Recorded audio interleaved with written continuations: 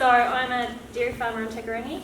I'm fourth generation, and basically it got to about 5-6 years ago where I didn't want to be what the media portrayed as the dirty, rotten dairy farmer. And like Mark over here, I had just a deep feeling of not being okay with what we were doing. So we didn't really know about regen in any way, shape or form, but we decided that urea was no good, so we dropped it out. And my farm was like a heroin addict in withdrawals. And yeah, we replaced it with a product called Nitrosol, which is a fish hydrolase and seaweed molasses mix. It's got a balanced NPK and basically really worked on our lime. We then met up with all of these guys basically, and yeah, my mind got quite blown with learning about all of the soil, soil cycles and nutrients and what the purpose of actually doing what we were doing was. And yeah, from then on we've increased our grazing rotation lengths where possible to try and get that higher pre-graze and post-graze. So last year was the first year we managed to do it, and we maintained it for about 4 months. So the girls were going into stuff that was tickling their tummies and walking out with it still knocking their knees. So that was pretty cool.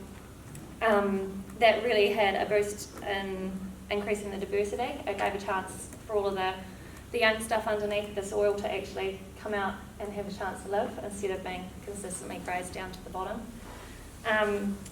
So we've made a point of adding a lot more species to our pastures. We're adding plantain, chicory and clover and coxbush and yeah, just sprinkling out anything that we can when we can.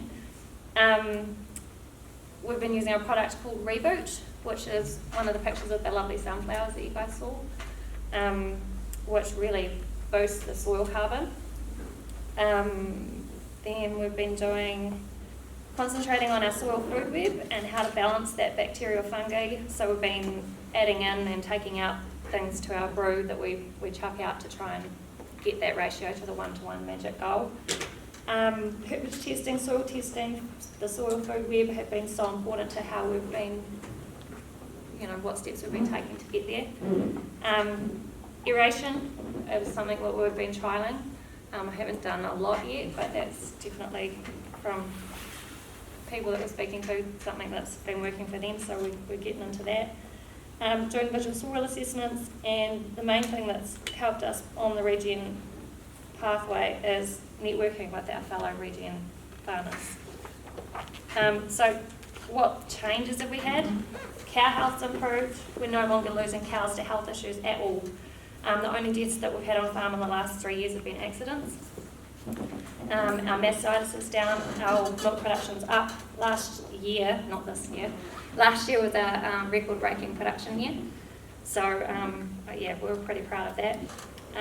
Increased overall body condition score of my cows has been something that's been incredible. So instead of having like the big ups and downs, they've been just more consistent throughout the whole season. Increased worm life, insect life. We started with 9 worms in a hole, and they were just 9 big, fat, adult, healthy worms. We went to 45 worms in the hole within 18 months. No more puddling in our paddocks because there's better infiltration because of aeration. Recovery of pastures after weather events hugely improved as a result of this, and we're slowly just starting to see an increase in our rhizo sheaths and active nodules in our clover, whereas we didn't have any of those when we started this journey. So yes, the soil is visually changing, and most of all, I'm a much happier farmer. And that's all. Cool.